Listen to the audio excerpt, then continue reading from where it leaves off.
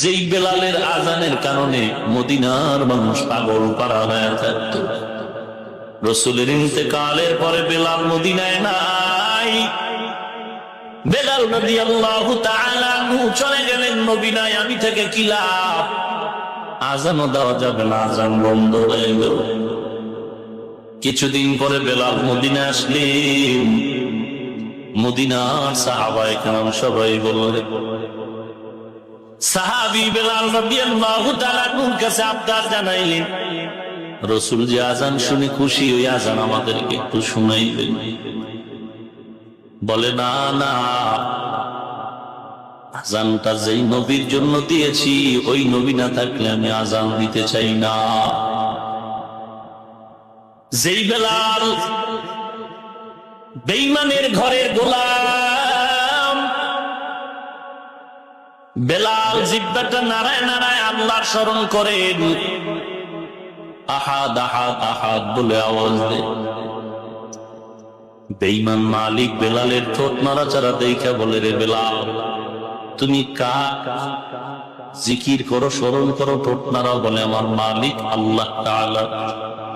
বলে, বন্ধ করে দাও। বেলালকে যখন আঘাত করা হলো, বেলাল আরো জোরে আওয়াজ বাড়ায় দিল।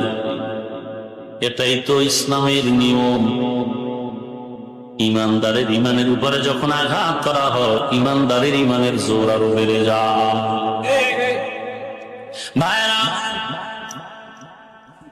হযরত বেলালকে এখন আযাব দেওয়া, শাস্তি দেওয়া শুরু হয়ে গেল। আরবের উত্তপ্ত বালুর উপরে বেলালকে রশি লাগায় টানে। বেলাল চোখের পানি ছেড়ে কান্না করেন আর বলেন, আসমানের মালিক হে আল্লাহ, শুধুমাত্র নবীর মোহাব্বতের কারণে কালেমা পড়ার অপরাধে দুনিয়ার এই কষ্ট আমাকে দেয়। আমার পিঠে বালুর গরম লেগে চামড়া তুলে যায়। আফসুস নাই রে মালিক, তুমি সাবিরিনদের অন্তর্ভুক্ত করে দাও।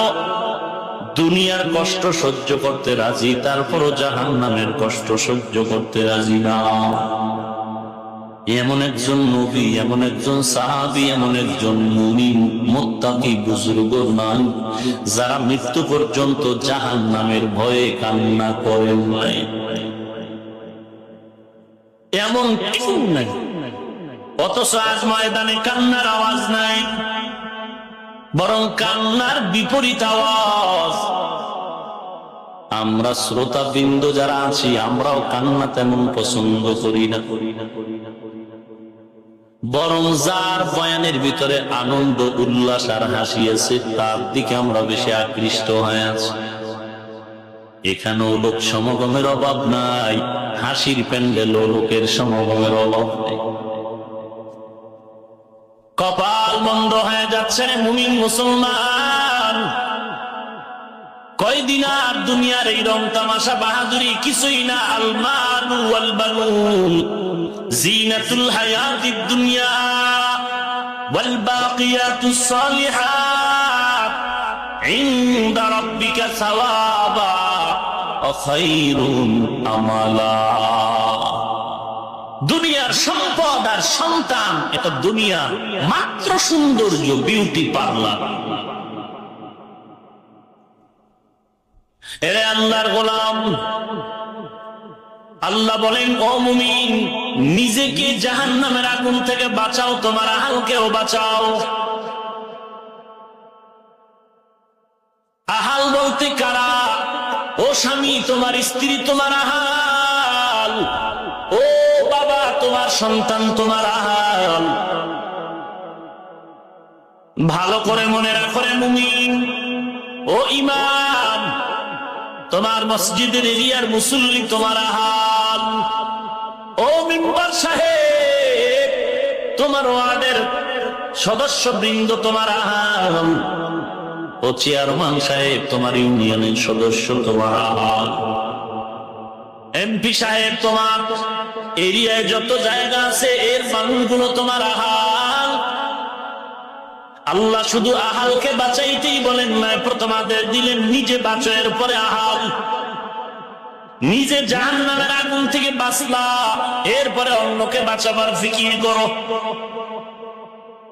নিজে নামাজ পড়লাম না, নামাজের বয়ান করি। নিজে দাড়িটা রাখি না, সন্তানকে দাড়ি রাখার বয়ান দিলাম। নিজে পর্দা করি না, সন্তানকে রাখা পর্দার আওয়াজ দিলাম। ব্যাপারটা এমন না। আল্লাহ তো আগে বলছেন নিজে বাঁচো, এরপরে আহাল বাঁচাও। নিজে আগে বাঁচো, এরপরে আহাল বাঁচাও।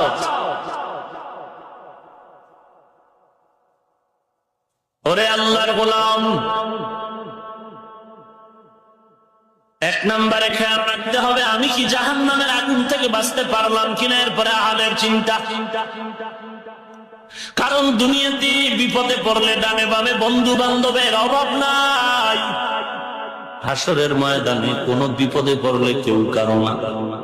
আবার দুনিয়াতেই কত প্রমাণ দেখা যায়, স্বার্থের টানে সবাই কাছে আছে, স্বার্থে আঘাত